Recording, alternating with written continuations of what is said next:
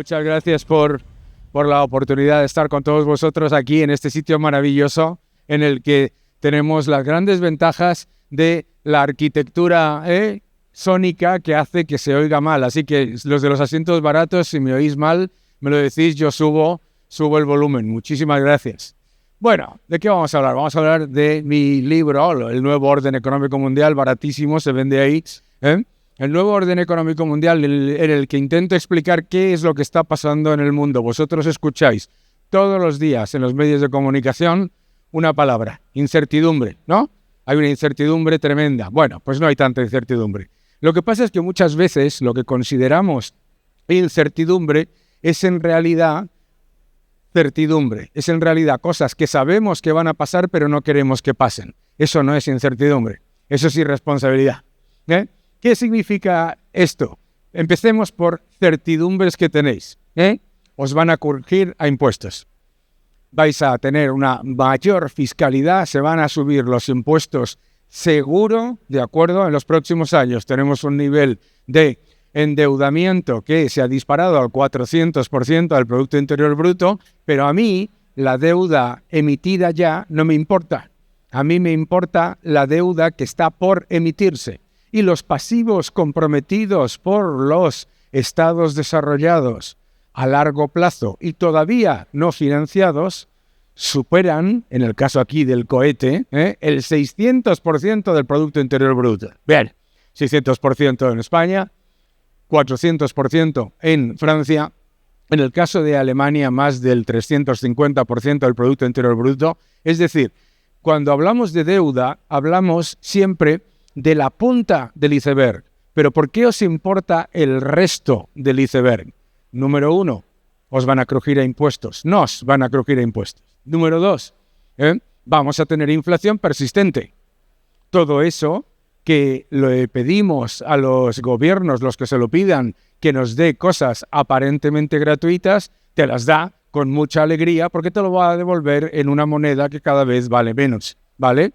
Pero inflación persistente. Y, por supuesto, ahora mismo estamos en un entorno en el que nos dicen que la inflación está bajo control, pero la inflación es acumulativa. Si yo engordo 10 kilos un año, 6 kilos el siguiente y 5 kilos el siguiente, no he adelgazado. Por lo tanto, es absolutamente normal que los ciudadanos que están ahí fuera, el señor que me acaba de traer, sienta correctamente que es mucho más pobre, y lo es, y a la vez el Producto Interior Bruto no esté entrando en crisis, la economía parezca que vaya relativamente bien, claro, pero tenemos a Alemania, a Francia, a Japón, al Reino Unido en estancamiento, a pesar de que el gasto público está dopando el Producto Interior Bruto, es decir, están en recesión del sector privado. Recesión del sector privado es lo que estamos viviendo, ¿no? Estamos viviendo un entorno en el que los beneficios empresariales de los que tienen capacidad de escapar a la represión financiera, las grandes empresas tecnológicas, los que tienen grandes márgenes,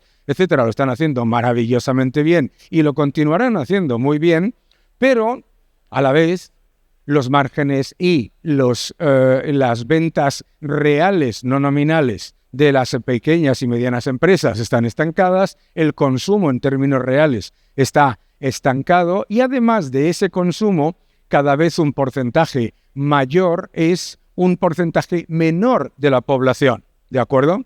Bien, entonces tenemos la evidencia de que tenemos la destrucción del poder adquisitivo de la moneda porque la inflación no es la subida de los precios, la inflación es la pérdida del poder adquisitivo de la moneda.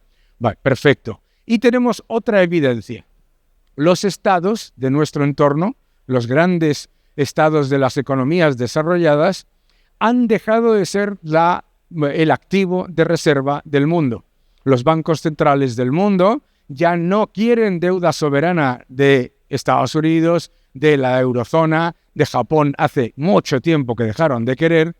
¿Por qué? Porque eso ya no les da ni rentabilidad económica real, ni les da solvencia, ni tampoco les da niveles de liquidez que antes buscaban. Por lo tanto, es normal que los bancos centrales están comprando oro y han subido su porcentaje de oro en las reservas del 12% al 21%. Normal. Y eso es consecuencia de que los bancos centrales en los países desarrollados se han dedicado no a comprar activos baratos o activos distressed, sino activos muy caros en la época de la aberración monetaria de los tipos nominales negativos y de los bonos con rentabilidad real negativa. ¿Qué es lo que ha pasado? Los bancos centrales, la Reserva Federal, el Banco Central Europeo, el Banco de Japón, el Banco de Inglaterra, están en pérdidas. Bien, eso es una evidencia monetaria que nos está mostrando un cambio que no es coyuntural como mucha gente pensaba en el año 2022, sino que es estructural. 4 años después, la evidencia empírica es que efectivamente no tenemos una crisis. ¿Cómo vamos a tener una crisis con una masa monetaria que ha aumentado solamente este año en 14 billones de dólares? Está ya en 140 billones de dólares.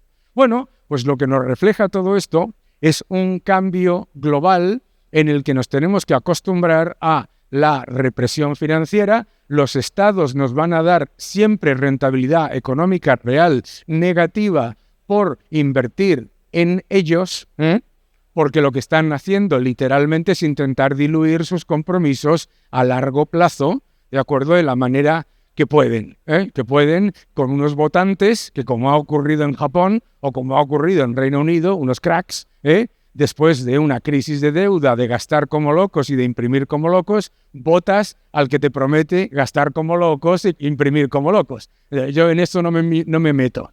Pero una vez que tenemos la evidencia, no podemos pensar que tenemos un entorno en el que lo que te va a dar rentabilidad es los compromisos fiduciarios de los estados desarrollados, bajo ningún concepto.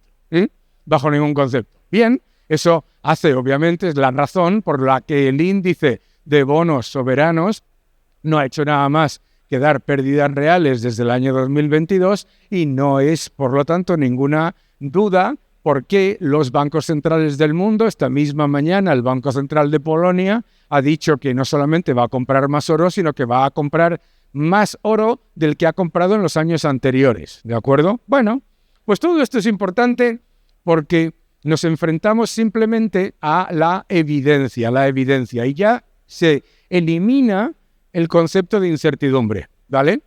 Todos vosotros que sois gente de mercado no os lo tengo que decir, pero la gente que me dice, no, es que la bolsa está muy cara. Hombre, la bolsa no está muy cara porque una bolsa que está a 28 veces PER con 140 billones de dólares de masa monetaria está mucho más barata que una que estaba a 23 con 100 billones. ¿Ya? Eso es inflación. Estamos viviendo en los activos de riesgo esa pérdida del poder adquisitivo de la moneda. Y por lo tanto el entorno para invertir, que todos vosotros entendéis perfectamente, es lo que yo digo un entorno para empezar a invertir ayer. ¿De acuerdo? ¿De acuerdo? Porque como no invirtamos ayer, no vamos a recibir la capacidad de tener el nivel de seguridad que mucha gente busca. Esa es la clave. La clave no es pensar que esto es un desastre. La clave es pensar cómo nos protegemos contra la inflación, sabiendo que la inflación es la destrucción del poder adquisitivo del dinero y si yo soy el gobierno y me pedís cosas gratis, os las voy a dar encantado porque os la voy a dar en una moneda que cada vez vale menos. Por lo tanto, el nuevo orden económico mundial no es que haya polarización entre China y Estados Unidos, no es que haya un entorno negativo para Europa. Lo que estamos viviendo es la destrucción de la idea de que, los estados desarrollados tienen la capacidad de endeudarse todo lo que quieran y como quieran sin riesgo. Falso. Se ha sobrepasado el límite económico, se ha sobrepasado el límite fiscal y se ha sobrepasado el límite inflacionario.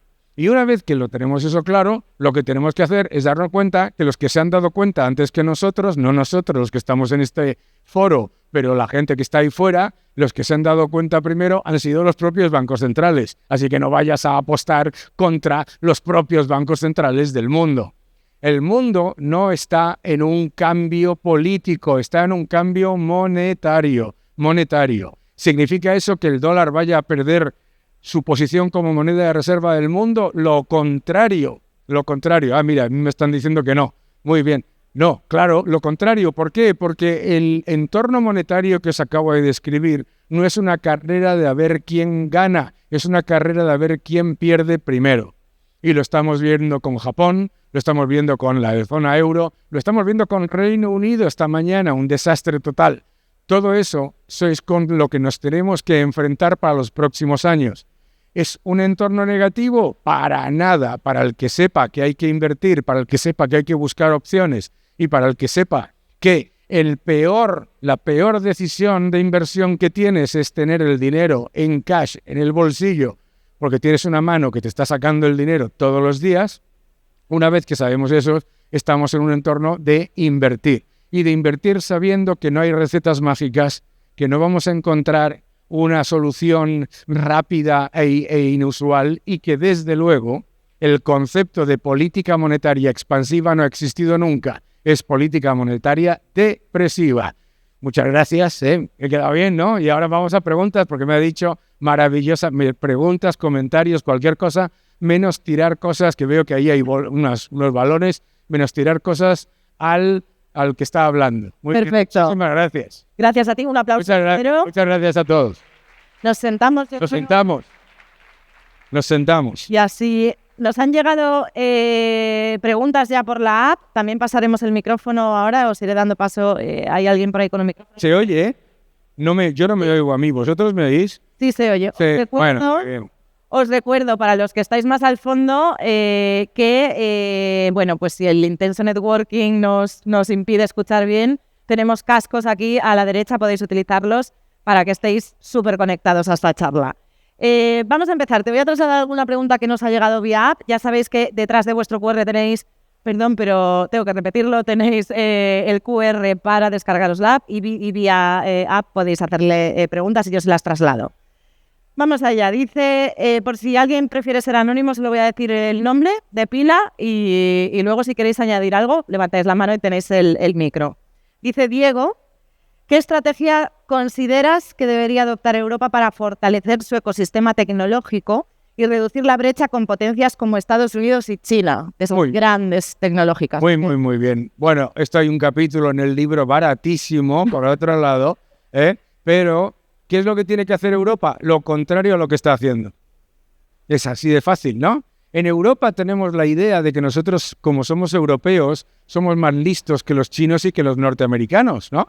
¿Verdad? Ya va uno a Washington y escuchas las cosas de los europeos y se piensan pues que el secretario de Estado del Tesoro es tonto, que el secretario de Comercio es tonto. Pues tenemos esa combinación de arrogancia e ignorancia. Y en la Unión Europea hemos decidido que vamos a crear una fortaleza tecnológica destruyendo los incentivos para innovar. Eso es claramente un éxito sin precedentes garantizado, ¿no?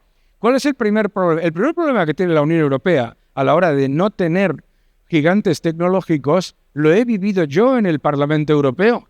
Le pregunté, yo dije que la razón por la que no teníamos gigantes tecnológicos, que no teníamos, decía yo que no tenemos un Jeff Bezos, que no tenemos un Mark Zuckerberg, etcétera, y me vino un parlamentario europeo al que no olvidaré nunca, holandés, y me dijo, señor Lacalle, no es que no los tengamos, es que no los queremos.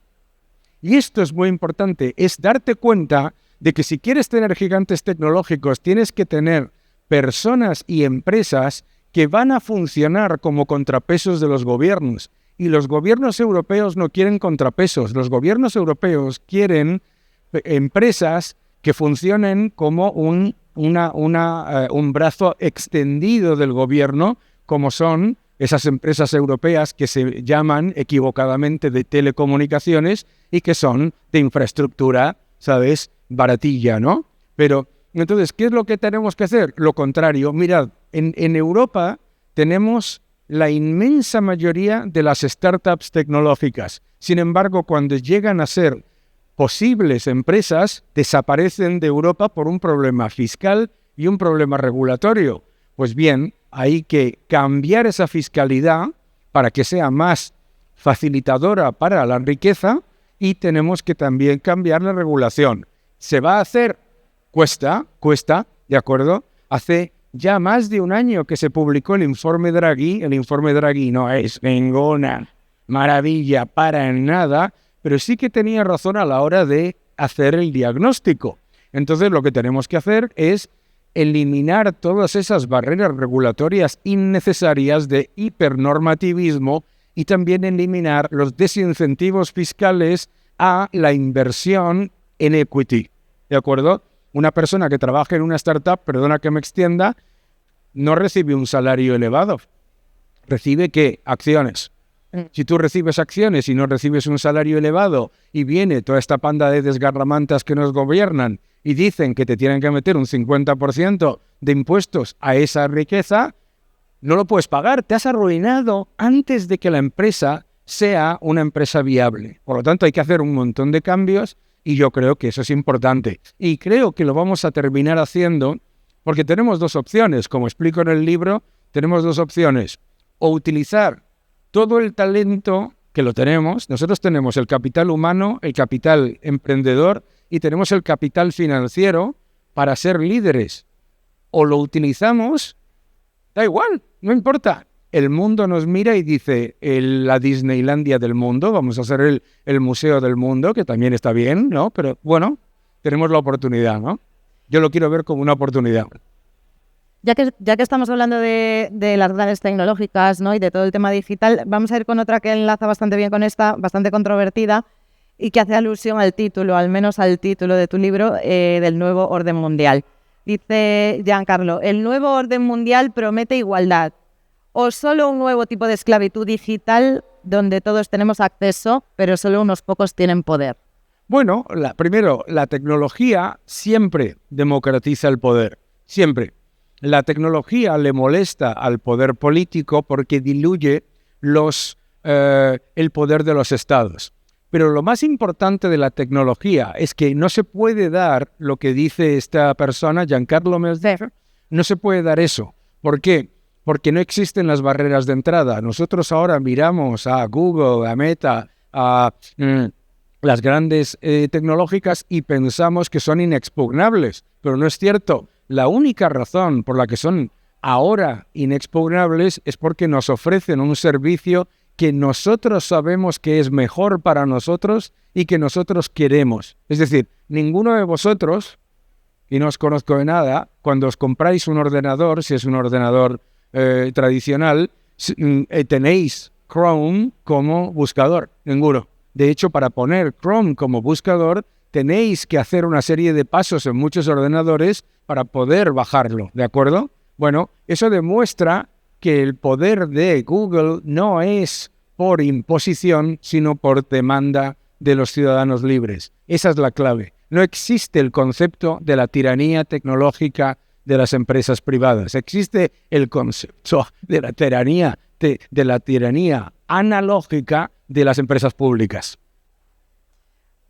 Ok, vamos con una un poco ya más de mercado y ahora hacemos un pequeño stand-by para pasar el micrófono al público mientras van entrando más preguntas. Dice Pedro, en un contexto de deuda creciente y políticas monetarias más expansivas, ¿puede Bitcoin consolidarse como un activo de preservación de valor en el largo plazo? Preservación de valor. Claro, no, de preservación de valor, no. O sea, en realidad Bitcoin, igual que el oro, lo que están haciendo es reflejar la evidencia de la destrucción del poder adquisitivo de las monedas fiduciarias. Claro, tú me dirás, bueno, pero si el oro ha subido un 50% este año y el Bitcoin un 20 y tantos y la inflación es solamente del 3 o del 4, es que el IPC no es la inflación, ni lo ha sido nunca. El IPC es una medida creada por un economista que se llamaba Irving Fisher, que se arruinó en bolsa precisamente porque salía un titular, ¿no? Y salía, sube el pan un 40%, bajaba la bolsa y él se arruinó y dijo, no, hombre, no, vamos a poner el pan junto con los hoteles, con los zapatos y con los viajes, y entonces la cosa no queda tan mal. Y eso es lo que estamos viviendo, ¿no? ¿A que no sabéis cuáles son los dos elementos del IPC en la eurozona que más han bajado de peso en los últimos 3 años. Exacto. Los alimentos y la vivienda. Uy, qué casualidad. ¿Eh? Qué casualidad. Las dos cosas que más suben, las dos cosas que más le preocupan a la gente han sido las que se han bajado de peso. El IPC nunca ha medido la inflación. Eso no significa que el IPC no nos sirva a nosotros como una medida de la inflación, pero no es la inflación. Entonces, el Bitcoin es una alternativa, pero claro, como un quinceañero que es, el Bitcoin es un quinceañero, ¿eh? Es una startup de moneda. Es ahora ya más reserva de valor. ¿Por qué? Porque ya ves que tiene menos volatilidad, ya ves que las correcciones son más suaves, etcétera, etcétera. 2, porque yo acabo de volver de Estados Unidos, vas a Phoenix, al Walgreens, y tienes cajeros de Bitcoin, ¿no? Te puedes comprar en La Brea una casa en Bitcoins. O sea, ya empieza a ser, es una startup de moneda, ya empieza a ser reserva de valor, método de pago generalmente aceptado. Todavía no es unidad de medida, porque si yo te digo que esto vale 0,00000x Bitcoins, pues no hay puta idea de lo que está diciendo Daniel, ¿no? Pero sí que sirve de ese punto. Ahora lo que tenemos que ser conscientes es que el Bitcoin, como un activo no confiscable y a la vez que no es fungible, no puede ser una alternativa a las monedas fiduciarias. Otra cosa es que sea una buena decisión de, de hacer un hedging a la inflación, pero no es una alternativa. Tú no puedes, si se te ocurre intercambiar la masa monetaria global, 140 billones de dólares por Bitcoin, que lo que tenemos en los próximos 10 años es una depresión económica, ¿no? No pasa nada. Entonces, son totalmente independientes y paralelas, y el Bitcoin ya se ha ido convirtiendo en un activo en sí mismo diferente al resto de las otras criptomonedas, ¿no?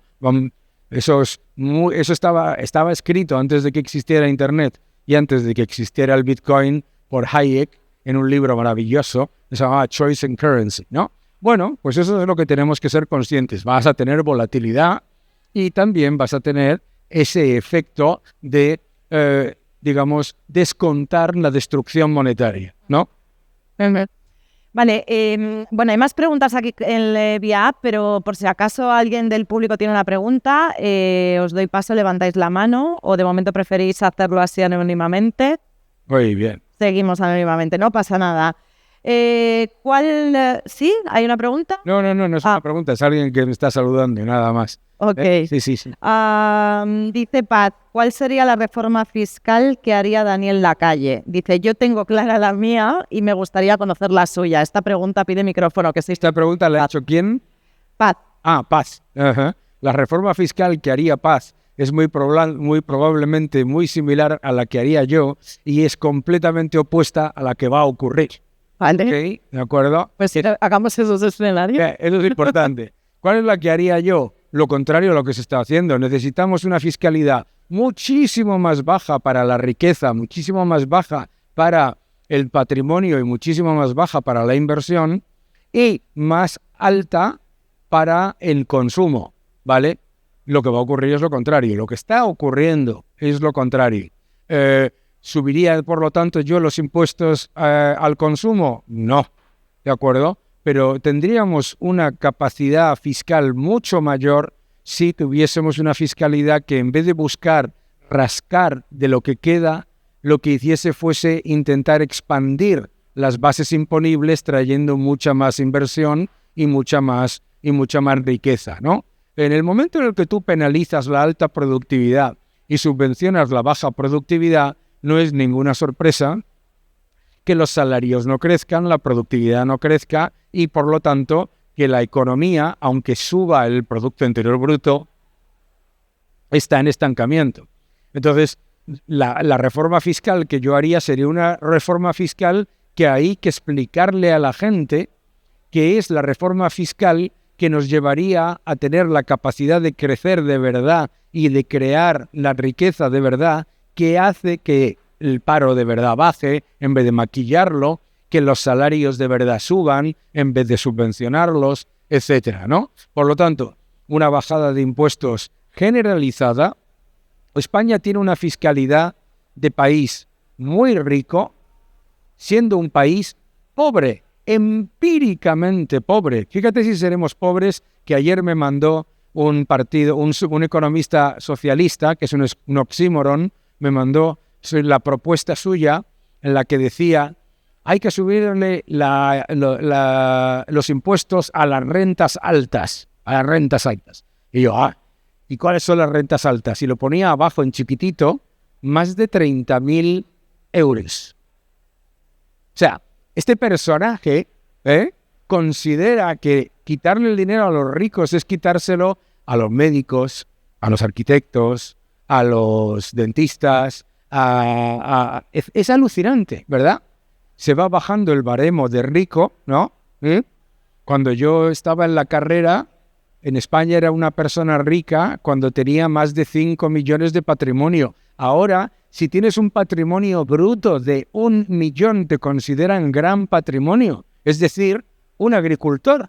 Es alucinante lo que está pasando, ¿no? Entonces tenemos que, Paz y yo y todos los que estén de acuerdo conmigo, lo que tenemos que hacer es recordarle a la gente que la riqueza no es un pastel que se reparte. La riqueza o se crea o se destruye. Y ahora mismo estamos destruyendo más riqueza de la que creamos, porque tienes que mirarlo por el lado del pasivo con la deuda que estamos acumulando, ¿no?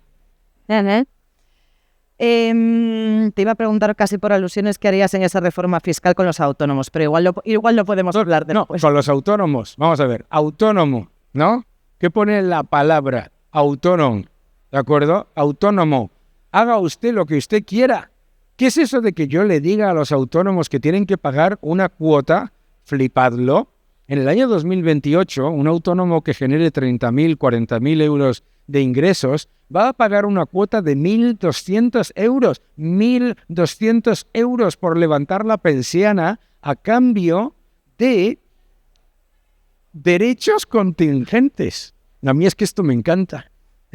No, es que tienen más derechos. No, tienen más derechos contingentes. ¿Qué significa? Esa segunda palabra es muy importante porque significa si hay contingente que nos van a crujir a impuestos, vamos a pagar mucho más, vamos a trabajar durante muchos más años, nos vamos a jubilar mucho más tarde y vamos a recibir una pensión en términos reales y nominales mucho más baja. Lo que hay que hacer es lo contrario, hay que bajarle las cuotas a los autónomos. Cuota de autónomos cero para todos aquellos autónomos que generen menos de 20.000 euros seguro.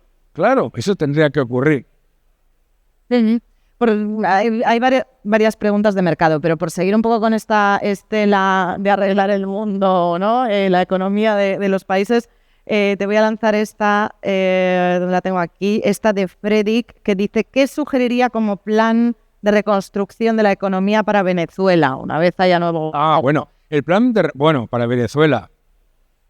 Claro. Claro, aquí tenemos 16 minutos, cuidado. Tenemos 16 venezolanos maravillosos. Y hay que hacer más preguntas. Lo primero, un plan para devolverle a todos los que estáis aquí, a los que os han robado vuestros bienes y vuestro patrimonio, para que se os devuelva. Muy importante. A Venezuela no se va a solucionar sin un plan de restitución de las propiedades expropiadas, ¿no? Número 2, lo que se tiene que hacer en Venezuela es cerrar inmediatamente el Banco Central y hacer lo que ya es la economía venezolana. Yo estuve el año pasado en Caracas. ¿Qué ves en Caracas cuando vas paseando, no? Billetes de bolívar en el suelo, ¿eh? Eso si paseas por Caracas. Yo llevaba guardaespaldas, no pasa nada, ¿eh? ¿Qué es lo que es importantísimo que entender? Que la reconstrucción de Venezuela no va a venir de imaginar una especie de Arcadia feliz de novedades. Va a venir del petróleo, de la construcción, del consumo y del turismo. Punto. Y que lo que hay que hacer es fortalecer todo eso, echar a los que roban y traer a más gente de la que crean, que vuelva la gente, ¿no? Venezuela es un país maravilloso que puede pasar, como le puede pasar a Argentina en los próximos años, puede pasar de ser un país masivamente empobrecido a un país rico en 5 años. Vale, vamos con, venga, un poquito de mercado. ¿Cómo recomiendas, supongo a través de qué vehículos, invertir en oro y en otros metales preciosos? Bueno, mi primera pregunta sería si lo recomiendas o no, y la segunda. Claro.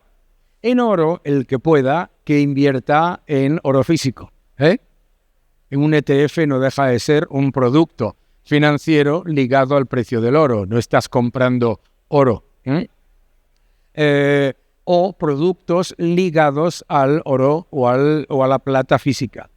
Eso es lo que yo le recomendaría. Si no puedes, la plata y el oro te van a funcionar en una cartera. ¿Os acordáis del Tao de Charlie Munger, ¿no? Que decía que tenías que tener un 60% en renta variable y 40% en renta fija soberana? Ese 40% fuera. Ese 40% fuera de renta fija soberana, lo que hay que tener es una parte de renta fija corporativa, ¿de acuerdo? Y otra parte de que te dé rentabilidad económica real positiva y otra parte de oro y plata. A mí la plata me está gustando bastante porque con todas estas locuras que está la gente aquí haciendo con respecto a el vehículo eléctrico y todo esto, pues a mí la plata y el cobre me encantan, ¿no? Porque aquí todo el mundo se piensa que la electrificación del parque móvil se va a hacer cantando canciones de John Lennon. Vas a necesitar muchísimo más cobre y muchísima más plata. Bueno, pues eso hay que tenerlo en cuenta, ¿no?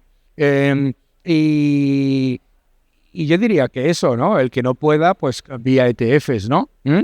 Ok. Vale, siguiendo con el oro, pregunta Gonzalo, bancos centrales comprando oro y dentro de poco cada uno de ellos con su moneda digital. Sí. Y pregunta, ¿serán más fuertes esas monedas de aquellos bancos centrales cuyas reservas de oro sean mayores? No, porque la moneda digital de un banco central no se emite por casualidad. Tú emites una moneda digital no porque quieras que tu moneda sea más fuerte porque la demande más gente, sino porque quieres imponer su uso. ¿Ok? O sea, el Banco Central Europeo no está obsesionado con el euro digital por casualidad.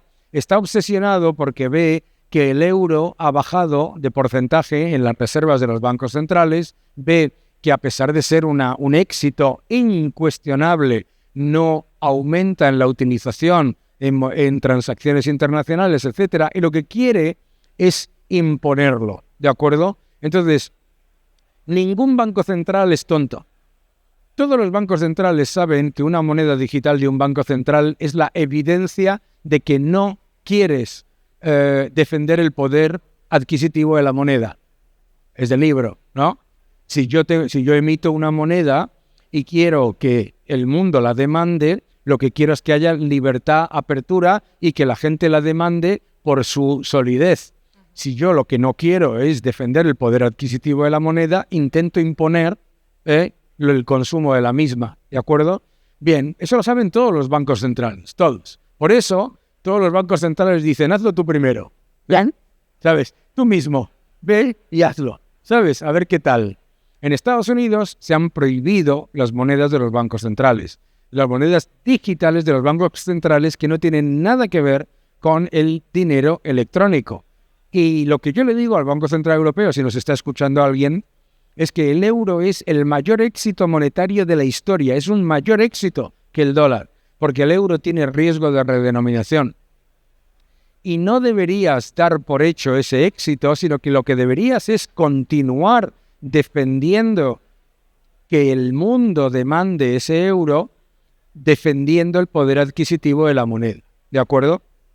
Y a partir de ahí cada uno que haga lo que quiera. Los que le teman, como yo, a las monedas digitales de los bancos centrales, pues te vas al lado contrario, porque el mundo monetario es un mundo de relativos y siempre es a ver quién pierde primero, ¿no? Ajá.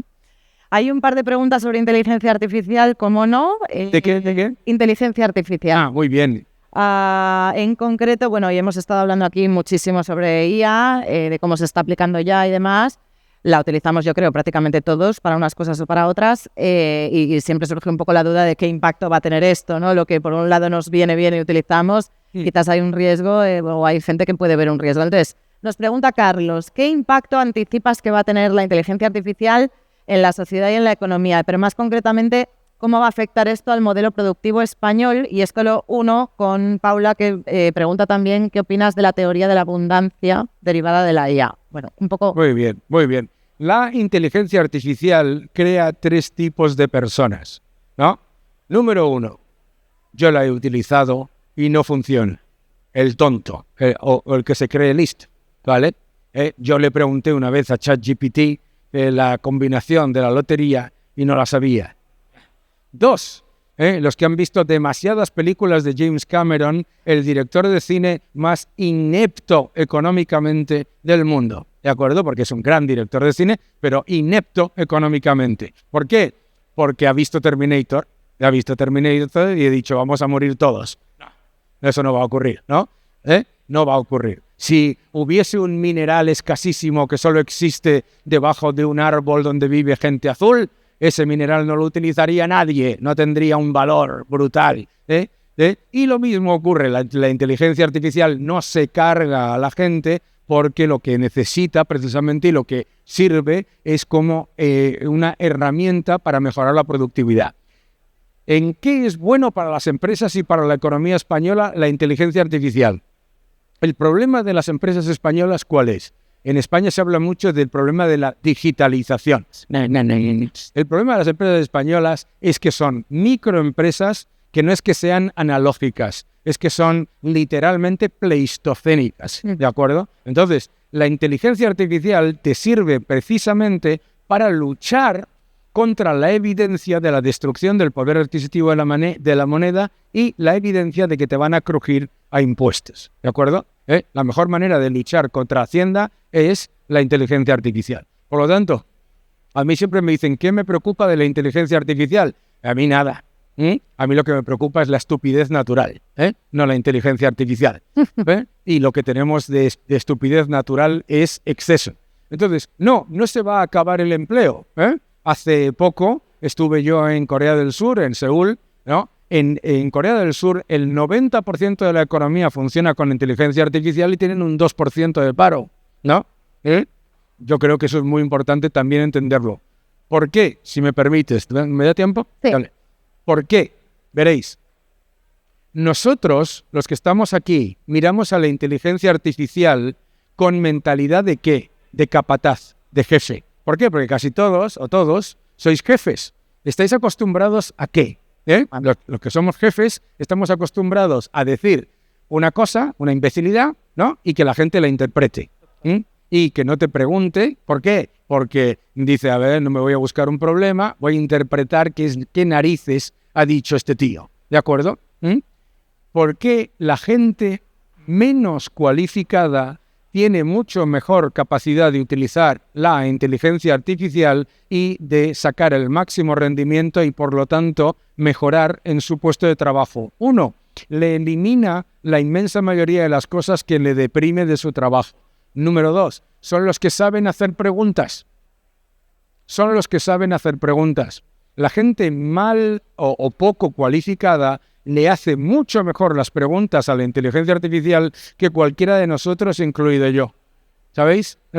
Y eso es clave. Cuando vosotros vivisteis, aquí hay mucha gente joven, pero hay alguno de mi época, vivisteis la época de la revolución del Excel, ¿verdad? ¿Qué requería la revolución del Excel? Formación reglada. Necesitabas sacarte un título, ¿no? Lo ponías hasta en el currículum, título de Excel, avanzado. ¿Sabes? Y eso te daba supuestamente valor añadido. La inteligencia artificial no necesita de formación reglada, ¿de acuerdo? Hay cursos por ahí de inteligencia artificial, los podéis tirar inmediatamente, no sirven para nada, ¿de acuerdo? Y siento porque hay un par de ellos hechos por amigos míos, pero ¿qué es lo que pasa? Que es precisamente la gente menos cualificada la que aprovecha mejor las inteligencias artificiales. Y eso es un valor espectacular de creación de riqueza, mejora de la productividad, redistribución, democratización del conocimiento. Maravilloso. Absolutamente maravilloso. Los únicos que se quejan de la inteligencia artificial son los que tienen una supuesta ventaja económica competitiva por esconder la información. No es mi caso. Eso están por ahí asesorando al gobierno. Tampoco les va a faltar trabajo. Así que no hay problema. Totalmente de acuerdo. Está claro que ChatGPT no entiende el dale una vuelta. Eso. Ya sabes lo que te dije. Venga, nos quedan 4 minutos. Te lanzo esta. ¿Crees que España tiene margen para atraer capital internacional en este contexto? Hombre, que sí tiene un margen increíble. Fíjate si tiene margen España, que estamos atrayendo inversión y estamos atrayendo inversión extranjera.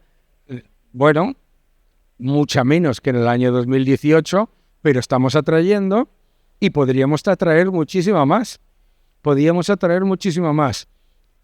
Yo creo que es que las administraciones públicas tienen que empezar a ver a los inversores, en vez de como un cajero automático, lo tienen que ver como una enorme bendición, ¿no? Se tiene que introducir el silencio positivo, se tiene que introducir la declaración responsable generalizada, se tiene que reducir la fiscalidad, se tiene que reducir la regulación. El otro día me decía un inversor norteamericano, me decía, no, en España no hay 17 regulaciones por las comunidades autónomas. Decía, hay 32. Claro, porque no solamente tienes que tragarte la regulación intrínseca a cada una de ellas, sino además toda la cantidad de cross-borders que tienes que hacer, como se te ocurra, como le pasó a este pobre hombre, tener una fábrica que estaba, una empresa que estaba la mitad en el País Vasco y la mitad en Cantabria. Casi se muere. Una mitad salió.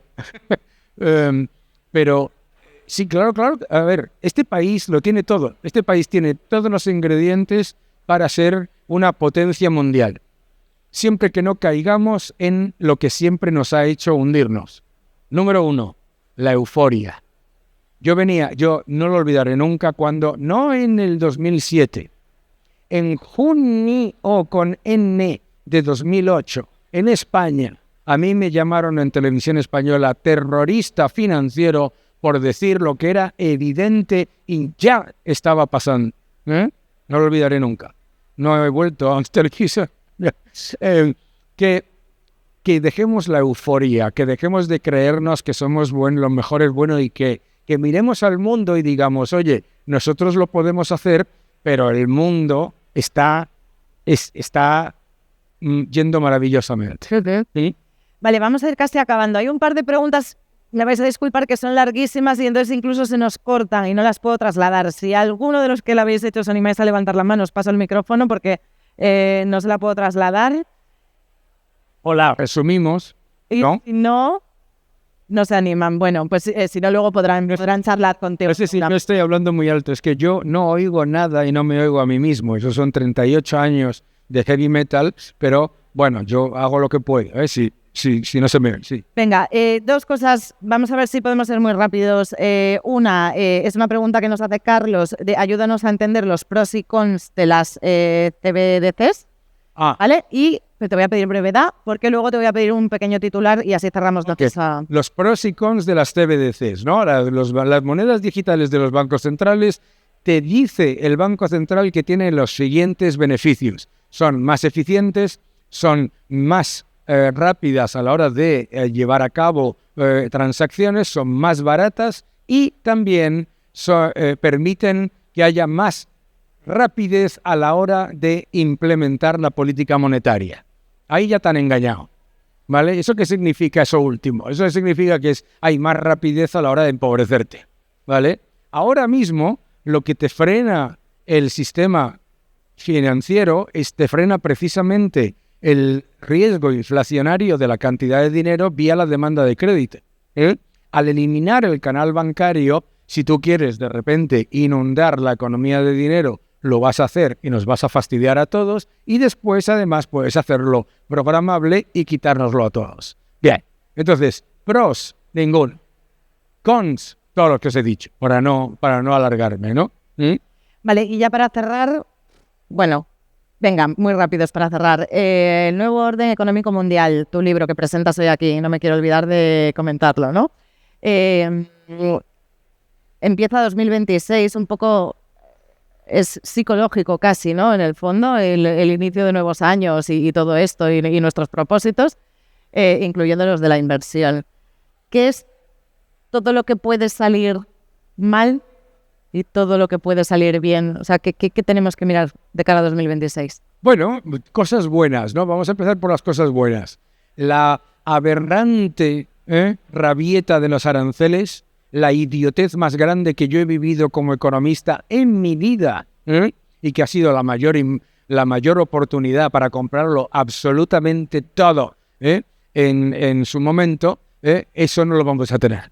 No lo vamos a tener, ¿no? Entonces, ¿qué es lo que vamos a tener el año que viene? Mucha más bien un nivel de consolidación, ¿de acuerdo? ¿Significa eso que va a ser un mal año de activos de riesgo? Yo no lo veo, porque lo que está ocurriendo en Reino Unido, lo que está ocurriendo en Japón y la única manera en la que se va a tapar el problemón de Francia significa muchísima mayor expansión monetaria. Por lo tanto, ahora, luego me dices, ¿puedes predecir un cisne negro? Pues obviamente no, porque para eso es un cisne negro, no se puede predecir, ¿no? Pero, ¿de qué es lo que te tienes que preocupar? Esto es de lo que tienes que preocupar. De lo que tienes que preocupar no es de las correcciones, sino de lo que te tienes que preocupar es de qué manera te proteges de los gobiernos. Y yo creo que esa es la parte más complicada, porque nos va a dar más volatilidad, pero también mayores oportunidades. Por lo tanto, un entorno muy bueno para que todos acompañéis a vuestros clientes y les deis un asesoramiento de acuerdo a su tolerancia por el riesgo, ¿no? Muy bien. Fenomenal, pues muchas gracias, Daniel. Estamos muy fuera de tiempo. Un aplauso. Muchísimas gracias.